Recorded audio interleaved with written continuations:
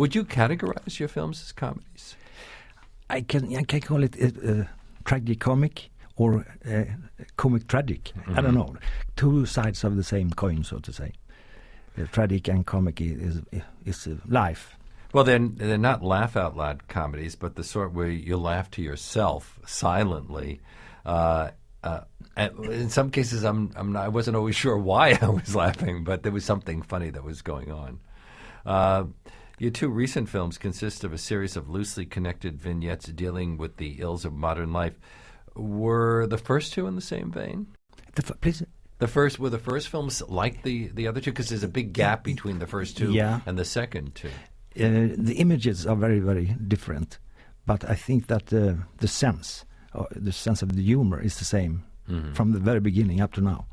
Although your first film, A Swedish Love Story, was much more conventionally constructed, wasn't it? That's right. And it was a big hit in 1970? A very big hit all over Europe and in Sweden, of course. And that meant that you probably had a career all laid out for you. You could just keep on making movies like that.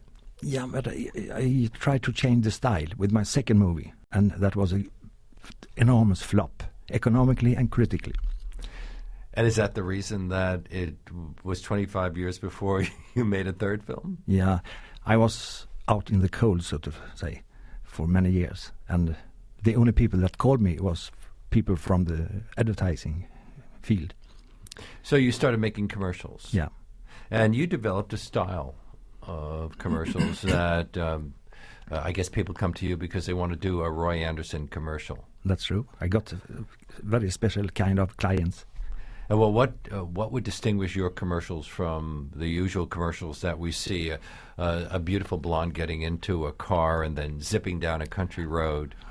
My main character is often a so-called Mr. Nobody. That's one reason. And even how I shoot them. It's one-shot commercials, like many scenes in the feature. There was a time when Swedish films were among the world's most important and dominated by Ingmar Bergman, but there were others, Victor Seaström before, and others. What happened? Is it just that the country's too small to sustain a serious film industry? Yeah, we have it's a small language also. So the movie industry gets more and more international, and you have to work in English to be international. Well, ABBA did quite well. Whatever I think of their music, they sang everything in English, didn't they? Yeah, that's also increasing that style. Any idea of how many commercials you've made? You started what, in the late 70s? Yeah, the late 70s, yes, true.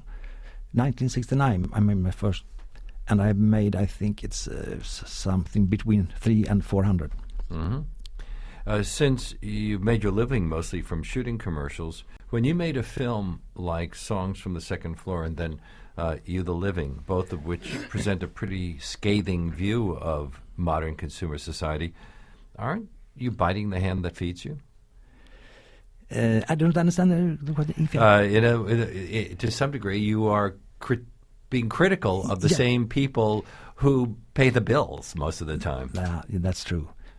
I don't know how to avoid it, but that's that's a consequence. And I guess your clients are able to separate one from the other. They are very happy when the commercial functions, so we get very, very good result for them economically, at least. Do you have any idea what makes a commercial successful? Because we've seen so many changes in this country. There was a time when commercials were fun to watch, and they were often very funny. And now they just all seem to be very straightforward and, I guess, right to the point. Yeah, that's true.